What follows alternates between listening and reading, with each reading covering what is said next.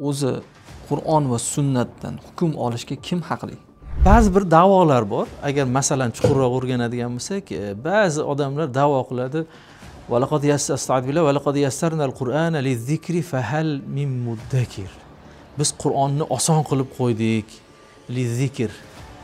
Zikr uchun oson qilib qo'ydik. Ya'ni zikrlarning ichida tushunadigan bir zikr qilib qo'ydikki, buni tushunadigan odam bormi o'zi? Alloh subhanahu va taolo insonlarga tanbeh beryapti. Uni tushuninglar.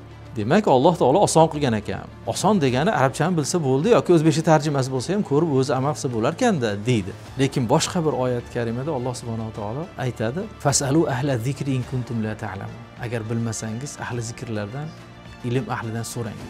Buning ma'nosi barcha ulamolar nazdida ulamolardan amal qilish uchun yoki e'tiqod qilish uchun biror bir narsani bilmay qolsangiz, topa olmasangiz, ahli ilmdan o'zini egasidan so'rang degan. Agar so'rashga ehtiyoj bo'lsa, Alloh taolo nega buni buyurardi? Payg'ambar alayhisolatu vassalom zamonlarida o'zlari Hazrat Alini o'tkazib qo'yganlar. Savol so'rashga insonlar kelib, so'rashga osonroq bo'lsin. Boshqa yurtlarga jo'natganlarda qazo mabodo bironda bir qaziyaga, muammoga duch kelsang nima qilasan deganlar. Muoz ibn Jabal Allohning kitobidan javob beraman. Topolmasangchi Rasulullohning sunnatidan topolmasangchi ijtihod qilaman. Ajtahidu bi ra'i va la alu degan. Ra'yim bilan ijtihod qilaman, bo'sh kelmayman deganlar. Dinni himoya qilib, unga haq nimani javobni topib berishga o'zim ijtihod qilaman. Payg'ambar alayhisolatu vasallam aytiblar, Qur'onda topolmasangchi, hadisda topolmasangchi, demak yo'q bo'lishi mumkin ekanda. Hamma narsaga javob. To'g'rimi?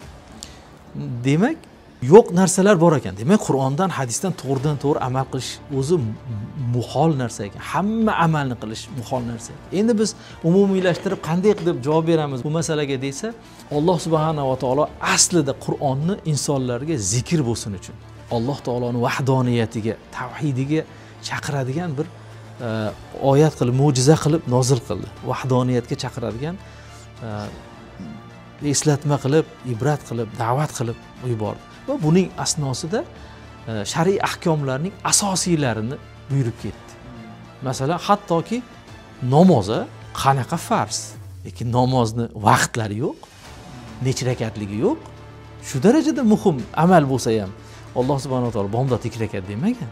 Qarang.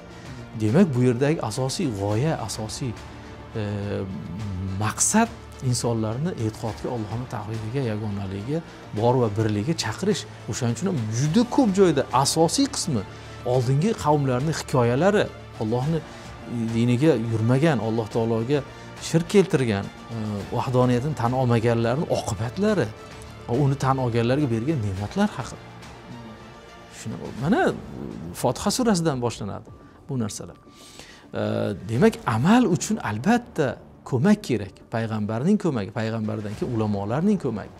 Demak, inson oyat va hadislardan hukm olishi uchun albatta u oyatlarni o'zidan to'g'ridan to'g'ri olib bo'lmasligini anglab yetish kerak.